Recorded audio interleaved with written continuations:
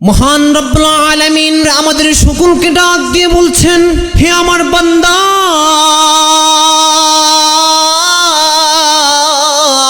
আমি তোমার জন্য এত সুন্দর নিয়ামতের ব্যবস্থা করে রেখে দিয়েছি যে দুনিয়া থেকে এসেছো, তোমাকে দুনিয়া থেকে নিয়ে যাব এবং তুমি দুনিয়া থেকে যা যা করছো তার জন্য একটা উপহার স্বরূপ যেটা রেখেছি আমি, সেই বিষয় আমি আল্লাহ পবিত্র কালামে হাকিমে বর্ণনা করে দিয়েছি। ইন্নাল আবরারা লাফি নাঈম,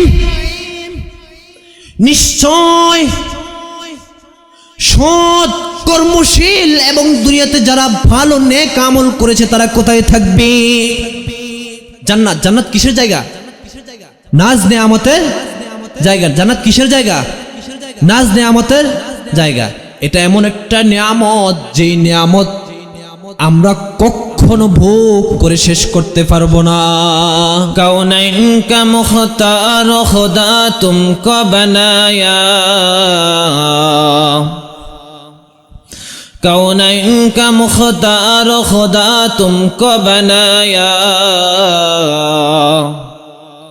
उम्मत की निगहबान खुदा तुमको बनाया, उम्मत की निगहबान खुदा तुमको बनाया। या रब मेरे आंतों में समा चाहे मदीना, या रब मेरे आंतों में समा चाहे मदीना, मुद्दत से मेरा दिल में तमन्ना ये मदीना, मुद्दत से मेरा दिल में तमन्ना ये मदीना। हर रंग में तो, हर बो में तो, हर जा में तो, हर दम दिखता हो जिधर चाहता हो अब रहम करम, दिखता हो जिधर चाहता हो अब रहम करम। हम मुसलमान हैं मगर, हम मुसलमान हैं मगर, हम में मुसलमानी नहीं, हम ईमान हैं मगर हम मोमिनों का मिल नहीं। মহান রব্বে কারিম পবিত্র কালামে হাকিমে বর্ণনা করেছেন,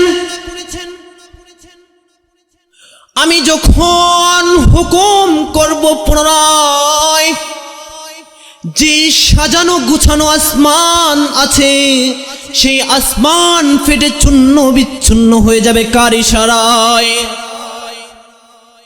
আল্লাহ রব্বুল আলামিন পবিত্র কালামে হাকিমে অপর আয়াতে বলেন, ওয়াইযাল কাওয়াকিবু তাসাওয়াত, পুনরায় যখন আমি আবার আমার সেই নক্ষত্র রাজিগুলো আমি যেই সুন্দর করে সাজিয়েছি সেই নক্ষত্রগুলো আকাশ থেকে ঝরে ঝরে মাটিতে পড়ে যাবে,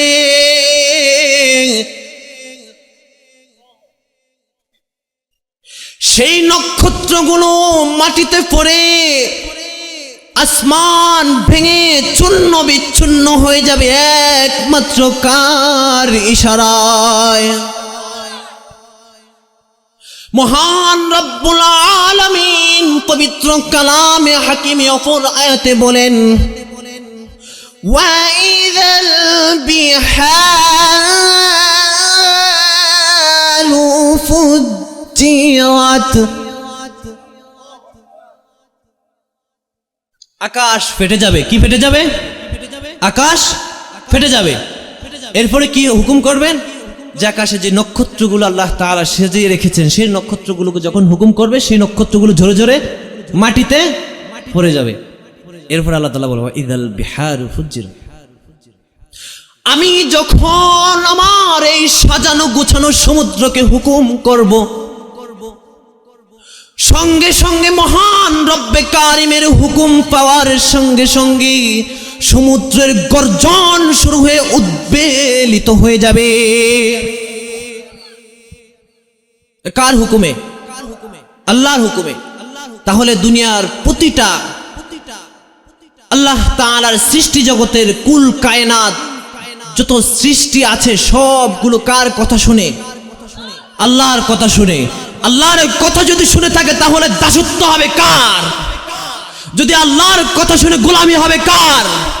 যদি আল্লাহর কথা শুনে তাহলে আমরা কার জন্য নিজেকে বিলিয়ে দিব? পারবো না? হ্যাঁ, কতটুকু পারবেন দেখা যাবে। কতটুকু পারবেন দেখা যাবে।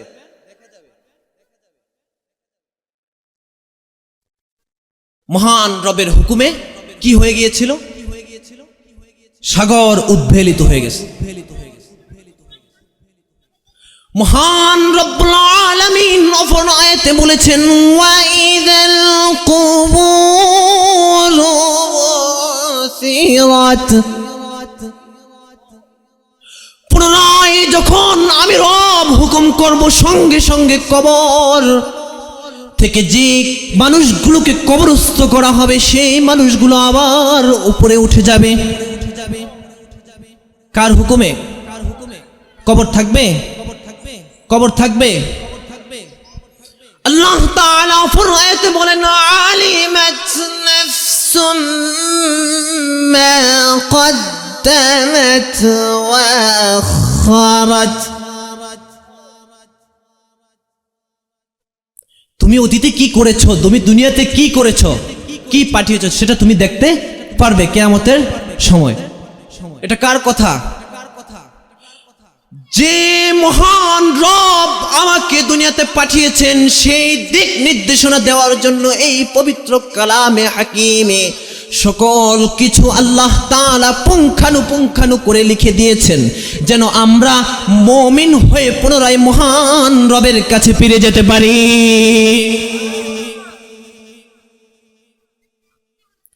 আল্লাহ তাআলা পরিশেষে অপর আয়াতে বলেন, যখন দেখি যে সব কিছু আমরা জানার পরেও বোঝার পরেও সেই মহান রবকে আমরা ভুলে গিয়েছি, সেই মহান রব্বুল আলামিন পুনরায় আবার আমাকে ডাক দিয়ে বলে, ইয়া আইয়ুহাল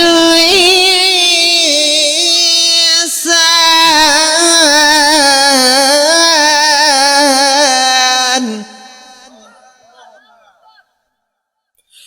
ইয়া আইয়ুহাল ইনসানু মা গররাকা বিরাব্বিকাল কারীম।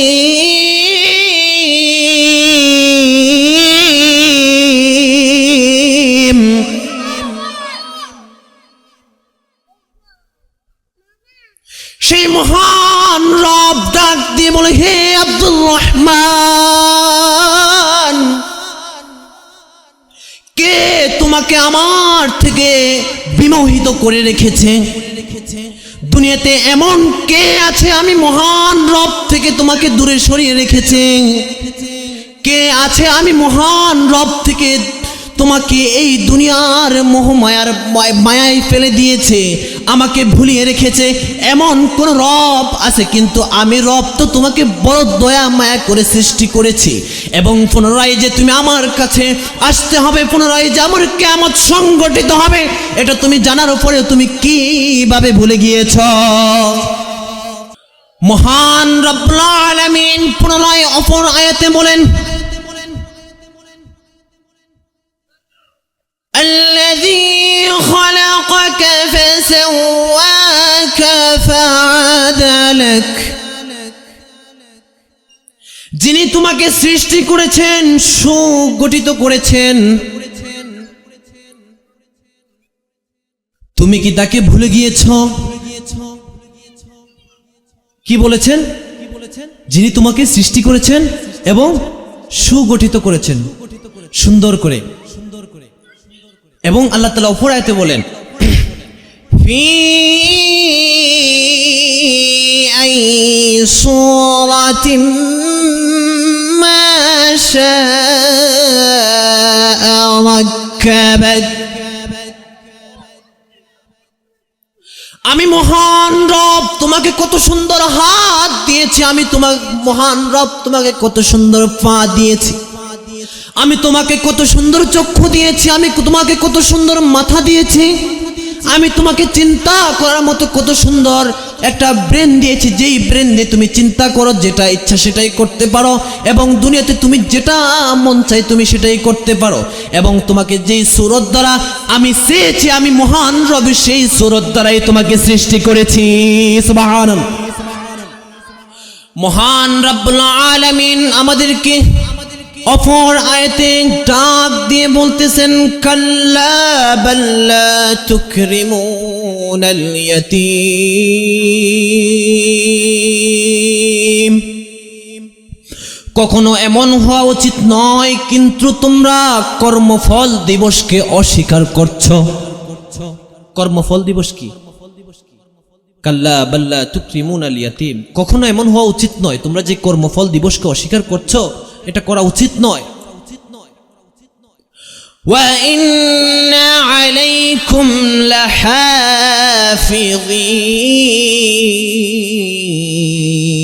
অথচ তোমার জন্য কিছু তত্ত্ববাদক ফেরেশতা নিযুক্ত করা হয়েছে। কিছু তত্ত্ববাদক ফেরেশতা কি করা হয়েছে? নিযুক্ত করা হয়েছে। যে ফেরেশতারা তুমি কি করছো না করছো সেটা সার্বক্ষণিক তোমাদের সকলকে পর্যবেক্ষণ করছে। কিরামান কাতিবিনা ইয়ালামুনা মা তাফআলুন,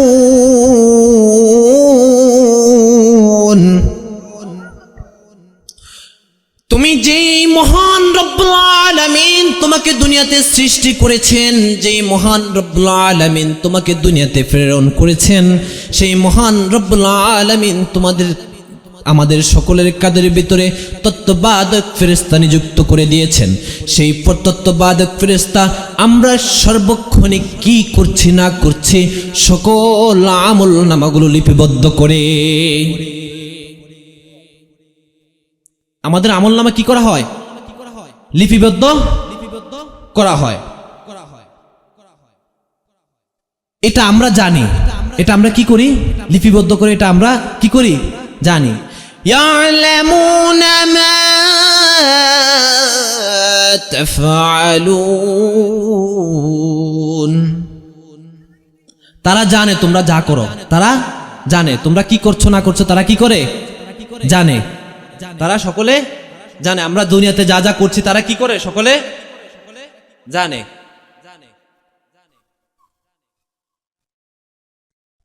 মহান রব্বুল আলামিন আবার আমাদের সকলকে ডাক দিয়ে বলছেন, হে আমার বান্দা,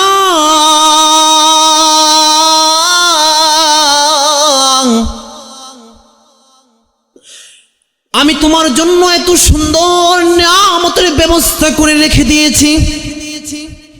আমি শুধু তোমার যে দুনিয়া থেকে এসেছো তোমাকে দুনিয়া থেকে নিয়ে যাব, এবং তুমি দুনিয়া থেকে যা যা করছো তার জন্য একটা উপহার স্বরূপ যেটা রেখেছি আমি সেই বিষয় আমি আল্লাহ পবিত্র কালামে হাকিমে বর্ণনা করে দিয়েছি। ইন্নাল আবরারা লাফি নাঈম, নিশ্চয় সৎ কর্মশীল এবং দুনিয়াতে যারা ভালো নেক আমল করেছে তারা কোথায় থাকবে? জান্নাত। জান্নাত কিসের জায়গা? নাজ নেয়ামতের জায়গা। জান্নাত কিসের জায়গা? নাজ নেয়ামতের জায়গা। এটা এমন একটা নিয়ামত যেই নিয়ামত আমরা কখনো ভোগ করে শেষ করতে পারবো না। আমরা এই নিয়ামত কখনো কি করতে পারবো না? ভোগ করে শেষ করতে পারবো না। অতএব আমাদের এই নিয়ামত যদি ভোগ করতে হয় তাহলে আমাদেরকে নিয়ামত ভোগ করার মতো কিছু কাজ তো অবশ্যই করতে হবে। আজকে দেখেন এই যে মাদ্রাসাগুলো এই মাদ্রাসাগুলো থেকে তো এই সম্পর্কে, এই কোরআন হাদিস সম্পর্কে, মাসালা সম্পর্কে আলোচনা করা হয়, আমরা জানি, শুনি বা এটার উপর আমল করতে পারি। আর এটা যদি না হয় আমরা কি কখনো করতে পারবো? হ্যাঁ, পারবো। আজকে দেখেন কত কত হাজারো হাফেজে কোরআন বের হচ্ছে। আজকেও একজন আমাদের মাদ্রাসা থেকে একটা ছাত্র পাগড়ি নেবে। অতএব আমাদের কিন্তু এগুলো অবশ্যই এই মাদ্রাসা, এই মসজিদ, এগুলোর সাথে সম্পৃক্ততা রাখতে হবে।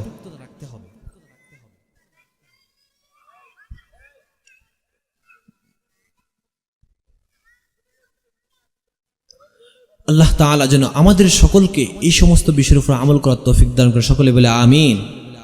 আমরা পারবো না? এই যে মাদ্রাসায় থাকার কারণে আমাদের লাভ না ক্ষতি? হ্যাঁ, লাভ না ক্ষতি? যেই মাদ্রাসা থাকার জন্য আমাদের লাভ হয়েছে এটা আপনি আর আমি শুধু জানি না, যারা বিধর্মী তারা জানে। একজন বিধর্মী কবি ছন্দে ছন্দে খুব সুন্দর একটা কবিতা আবৃত্তি করেছে কোরআন নিয়ে। সংক্ষিপ্ত আকারে বলবো, যদি আগুন লেগে ছাই হয়ে যায় পৃথিবীর সব বইয়ের দোকান, তবু বিশ্ব থেকে হারাবে না পবিত্র কোরআন। আল্লাহু আকবার। যদি আগুন লেগে ছাই হয়ে যায় পৃথিবীর সব বইয়ের দোকান, তবু বিশ্ব থেকে হারাবে না পবিত্র কোরআন। কেমন করে ফুরবে কোরআন ওই আগুনের তেজ, পৃথিবীতে তৈরি আছে লক্ষ কোরআনে হাফেজ। আল্লাহু আকবার। কিভাবে পুড়বে? আপনারা দেখেন না, বিভিন্ন জায়গায় আগুন লাগে, কোরআন পুড়ে না, সব পুড়ে ছাই হয়ে যায়। দেখেছেন? অথচ আজকে আমাদের এই কোরআনকে অবমাননা করা হয়। আজকে আমাদের এই কোরআনকে মানুষ ছোট করে বলে। এই কোরআনের দাহক বাহক যারা, তাদেরকে মানুষ সকলে কি করে? ছোট করে। আনের দ্বারা হযরতে উমরে ফারুক রাদিয়াল্লাহু তাআলা দ্বীনের পথে এসেছেন।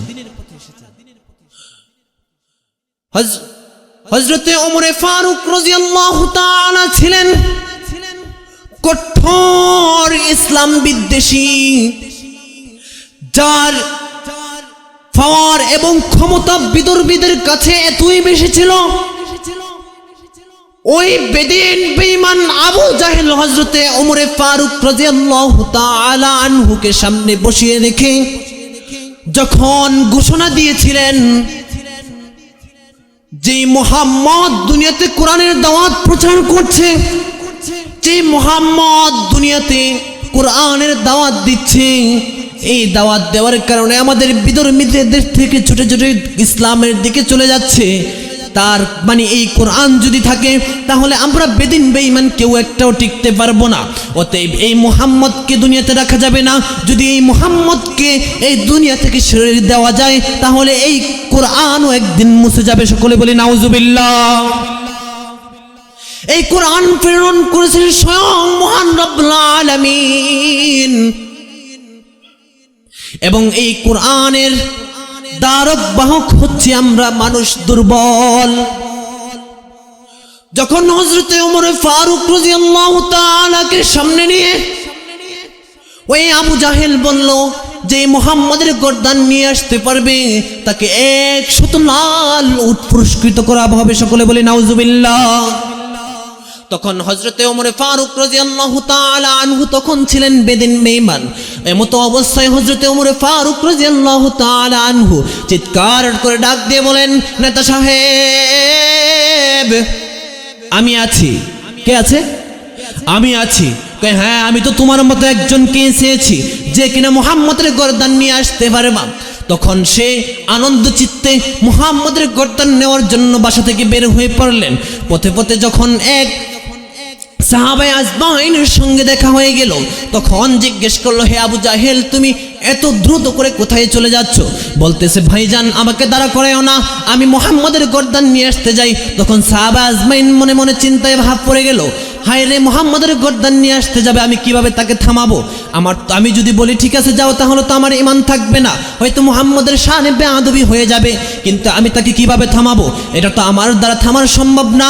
তখন তার মাথায় যখন এই বুদ্ধিটা চলে আসলো যে হযরতে ওমরে ফারুক রাদিয়াল্লাহু তাআলা আনহুর বোন ভগ্নিপতি ও বোন তার আগে ইসলাম ধর্ম গ্রহণ করে আছে, সকলে বলি সুবহানাল্লাহ।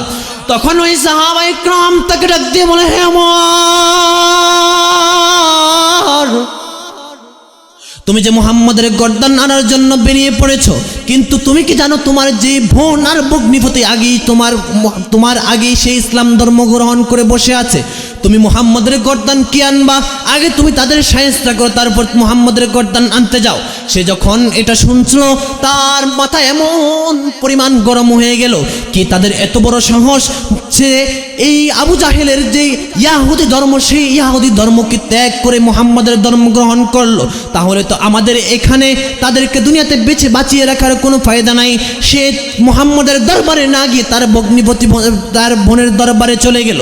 সে যখন বোনের দরবারে চলে যায়, টুক টুক টুক টুক করে যখন গিয়ে দরজা নক করলো, তখন দরজা নক করার আগে সে ভিতর থেকে সুন্দর সুশালীন কণ্ঠে আওয়াজ শুনতেছে,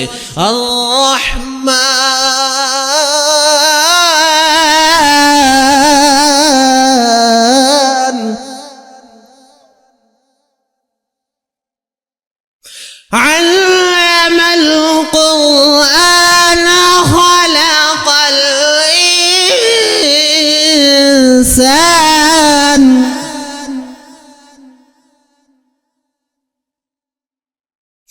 এত সুন্দর করে দরজার বাহির থেকে গুনগুন গুনগুন গুনগুন আওয়াজ যখন শুনছিল, হৃদয়টা কিছুটা স্থিতিশীল হয়ে গেল।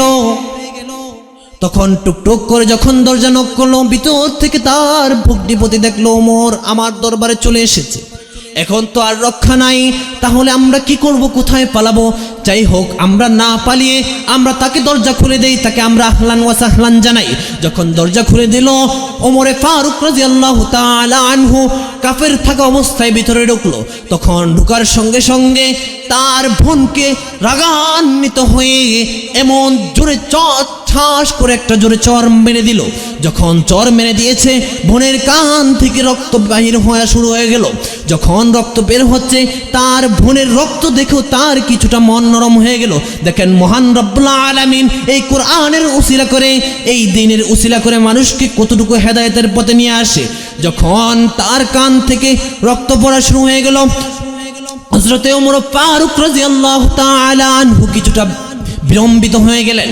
যখন বিলম্বিত হয়ে গেলেন, তখন নিস্তব্ধ হওয়ার পরে তখন বলল যে, এর বোন, ঠিক আছে তোমরা যাই করছো মানে, কিন্তু তোমরা যেই আমি দরজায় যখন নক করার আগে তোমাদের থেকে যেই আওয়াজটা শুনেছি, সেই আওয়াজটা কি? সেই আওয়াজটা কি তোমরা আমাকে একবার শুনাইতে পারবা? বলতেছে, ভাইজান,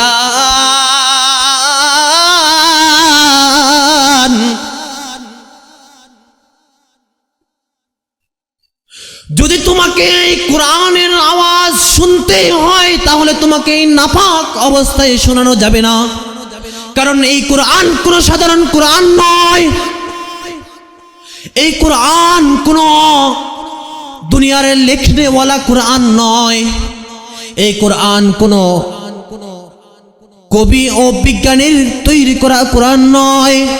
এই কোরআন হল মহান রব্বুল আলামিনের দেওয়া মানব জাতির উপরে শ্রেষ্ঠ কিতাব। তখন বলে, বোন আমার,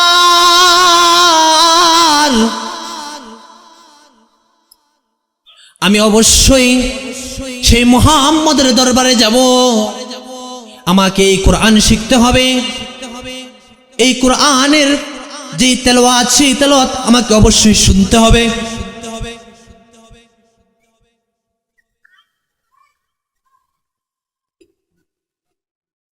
অতএব তুমি আমাকে নিয়ে চলো। বলে, ঠিক আছে, তুমি আগে গোসল করে প্রস্তুতি গ্রহণ করো, আমরা প্রস্তুতি হয়ে আসছি। মুহাম্মাদের দরবারে যখন গেলেন, দরজায় ঢোকার আগে সাহাবায়ে আজমাইন হযরত ওমর ফারুক রাদিয়াল্লাহু তাআলা আনহুকে দেখে একটু বিরমিত হয়ে গেলেন। একে অপরকে বলতেছেন, কারণ কি? এ তো কঠোর হিন্দুত্ববাদীদের ভিতরে একজন, ইয়াহুদীদের একজন, কি মুহাম্মাদের আমরা তো শুনেছি গর্দান নেওয়ার জন্য 100 লাল উট ঘোষণা করা হয়েছে, এখন সে কি গর্দান নেওয়ার জন্য এসেছে কিনা? আমরা তো অনেকটাই বিরমিত। তখন একজন অপরজনকে বলে, ঠিক আছে, আমরা এই কথা আমাদের মুহাম্মদ আরবি সাল্লাল্লাহু আলাইহি সাল্লামের কাছে পৌঁছে দেব। যখন মুহাম্মদ আরবি সাল্লাল্লাহু আলাইহি সাল্লামকে সাহাবা আজমাইন গিয়ে খবর দেন, ইয়া রাসূলুল্লাহ সাল্লাল্লাহু আলাইহি সাল্লাম, হযরতে ওমর ফারুক রাদিয়াল্লাহু তাআলা আনহু আমাদের দরবারে এসেছেন, আপনার সাথে দেখা করতে চাচ্ছেন। ঠিক আছে, আহলান ওয়া সাহলান, আমার জন্য ইয়াহুদি কাফের বেঈমান সকলের দরওয়াজা খোলা।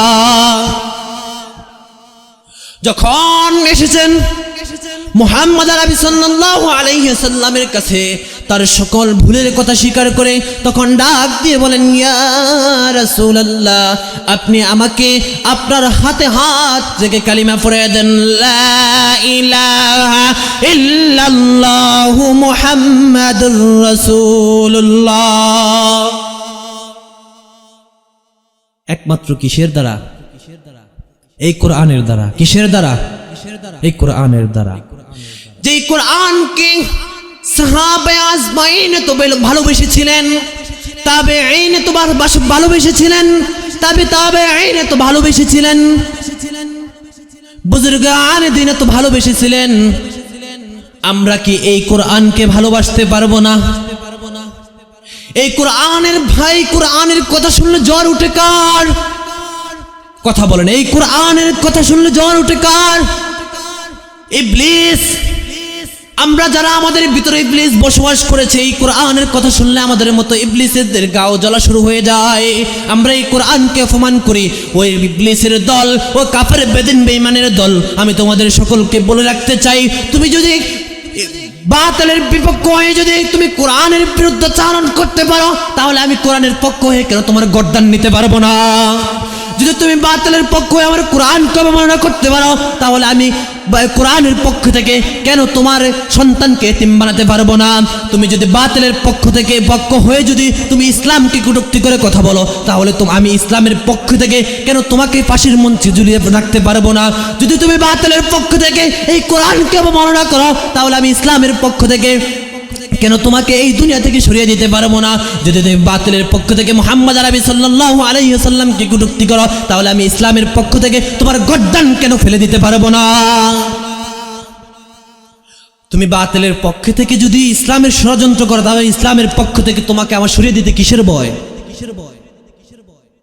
যদি তুমি বাতিলের পক্ষ থেকে যদি কোরআনকে অবমাননা করো, তাহলে তোমাকে আমার সরিয়ে দিতে কিসের ভয়?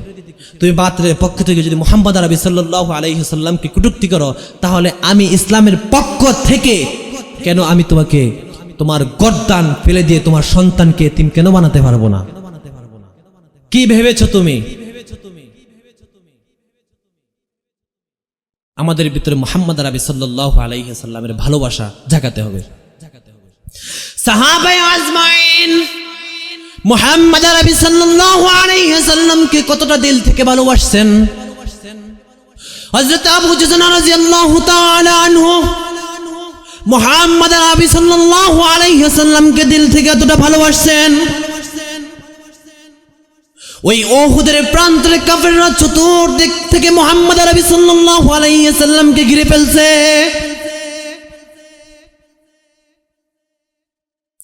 হযরত আবু জুজনা রাদিয়াল্লাহু তাআলা আনহু এমন অবস্থা দেখে যখন দেখতেছে কাফের বেঈমান চতুর্দিকে তীর আর বর্ষাগুলো নিক্ষেপ করছে, হযরত আবু জুজনা রাদিয়াল্লাহু তাআলা আনহু মুহাম্মদ আরবি সাল্লাল্লাহু আলাইহি সাল্লামের কাছে চলে আসছেন। যখন ডান দিক থেকে তীর আর বর্ষাগুলো আসতে শুরু করছে, হযরত আবু জুজনা রাদিয়াল্লাহু তাআলা আনহু মুহাম্মদ আরবি সাল্লাল্লাহু আলাইহি সাল্লামকে ডান দিক থেকে ঘিরে ফেলছে। বুকের সাথে জড়িয়ে ধরলেন। যখন বাম দিক থেকে তীর আর বর্ষাগুলো আসা শুরু করছে, মুহাম্মদ আরবি সাল্লাল্লাহু আলাইহি ওয়াসাল্লামকে আবু জুদান বাম দিক থেকে ঘিরে ফেলছে, বুকের সাথে জড়িয়ে ধরলেন। যখন সামন দিক থেকে তীর আর বর্ষাগুলো আসা শুরু করছে, মুহাম্মদ আরবি সাল্লাল্লাহু আলাইহি ওয়াসাল্লামকে আবু জুদান রাদিয়াল্লাহু তাআলা আনহু বুকের সাথে জড়িয়ে ধরলেন। যখন পিছন থেকে তীর আর বর্ষাগুলো আসা শুরু করছে, মুহাম্মদ আরবি সাল্লাল্লাহু আলাইহি ওয়াসাল্লামকে আবু জুদান রাদিয়াল্লাহু তাআলা আনহু পিছন থেকে জড়িয়ে ধরলেন। তীর আর বর্ষাগুলো লাগতে লাগতে লাগতে লাগতে হযরত আবু জুদান রাদিয়াল্লাহু তাআলা আনহু মাটিতে লুটিয়ে পড়ছে। এমতো অবস্থায় দুনিয়া থেকে আবু জুদান রাদিয়াল্লাহু তাআলা আনহু বিদায় নিয়ে চলে গেছে। কিন্তু মুহাম্মদ আরবি সাল্লাল্লাহু আলাইহি ওয়াসাল্লামের গায়ে একটা তীর আর বর্ষাও লাগতে দেয় না। সুবহানাল্লাহ কইবো না, বাইজে কইেন, তেনে গেছে সব, তেনে গেছেন না?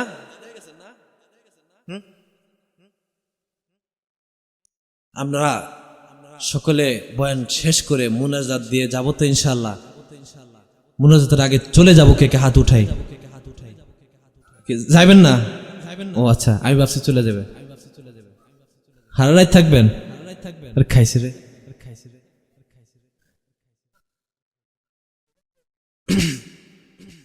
আমরা সকলেই কোরআনের মাহফিল শেষ না করে বাসায় যাব না ইনশাআল্লাহ। আল্লাহ তাআলা যেন আমাদের সকলকে কোরআনের মাহফিল শোনার তৌফিক দান করে, সকলে বলে আমিন। সম্মানিত মুসলিয়ান ইকরাম, আজকে আপনারা সকলে জানেন এই মুফতি মজলিস, এটা কোরআনের মজলিস। কিসের মজলিস? কোরআনের মজলিস। এই কোরআনের মজলিস থেকে যে মাহরুম হয়েছে, সে কিছুই করতে পারল না। সে দুনিয়া থেকে কি যেন এমন হারিয়ে ফেলছে।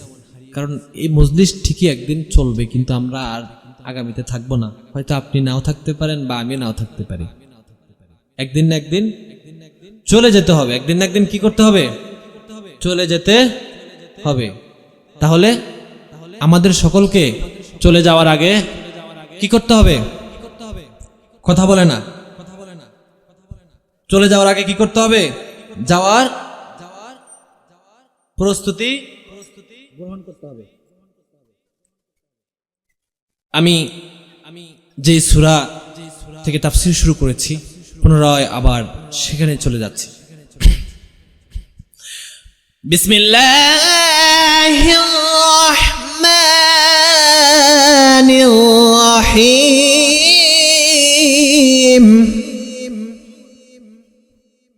ওয়া ইন্না আলাইকুম লাহাফিযিন।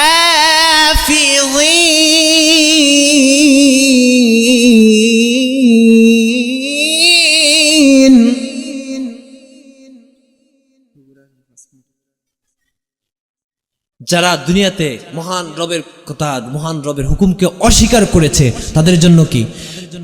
জাহান্নাম। আল্লাহ তাআলা পবিত্র কালামে হাকিমে বলে দিয়েছেন, যারা আমার এই কোরআনকে, আমার হুকুমকে এই দুনিয়াতে যারা অস্বীকার করেছে, তাদের জন্য আমি কি রেখেছি? জাহান্নাম রেখেছি। কি রেখেছি? জাহান্নাম রেখেছি। ইয়াসলাউনাহা ইয়াউমুদ্দিন।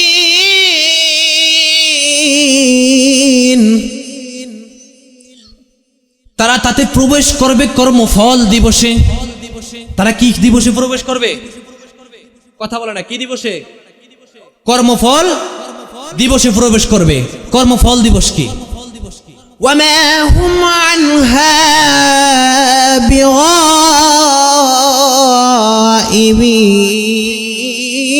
বিগাইবিন।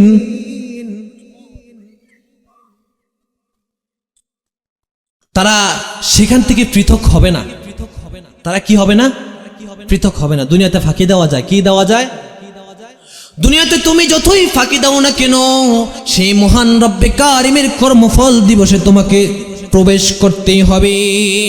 সেই মহান রব্বুল আলামিন আবার এরপরের আয়াতে বলেন, ওয়ামা আদরাকা মা ইয়াউম ইয়াউমুদ্দিন।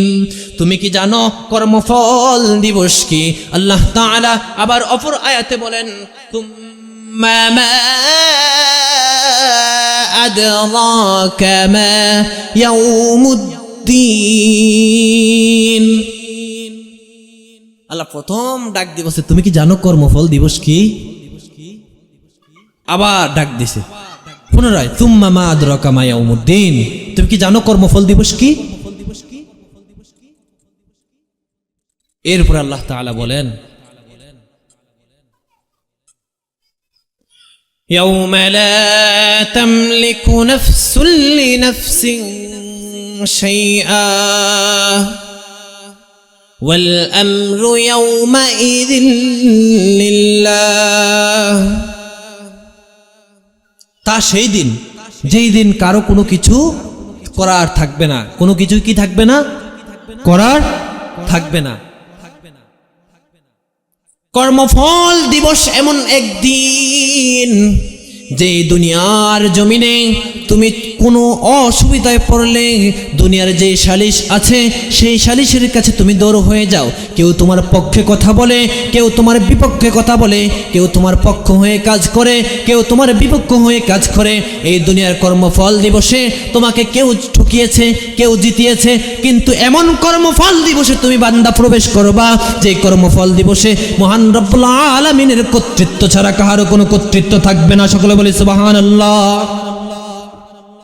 তুমি দুনিয়ার যত নেতা, যত ভাই, যত ব্রাদার, যত ক্ষমতাশীল ব্যক্তির কাছে যাও না কেন, ওই কিয়ামতের ময়দানে সেই আদালতে সেই মহান রব্বে কারিমের কাছে আর কোনো গ্রহণযোগ্যতা চলবে না। একমাত্র কার সুপারিশ গ্রহণযোগ্য হবে? হযরত মুহাম্মদ আরবি সাল্লাল্লাহু আলাইহি ওয়াসাল্লাম আমাদের জন্য সুপারিশ করতে পারবেন, দ্বিতীয় আর কোনো কেউ আমাদের জন্য সুপারিশ করতে পারবে না। একমাত্র কার সুপারিশ গ্রহণযোগ্য হবে? আমরা দুনিয়াতে যদি একজনের সুপারিশ না হয় আরেকজনের কাছে যাই, একজনেরটা না হয় আরেকজনের কাছে যাই, আমরা কার কাছে যাই? অতএব সেই মুহাম্মদ আরবি সাল্লাল্লাহু আলাইহি ওয়াসাল্লামের দ্বীন, আদর্শ, নীতি এবং নৈতিকতা তো এখানেই শেখানো হয়, তাই না? এখানে তো শেখানো হয়।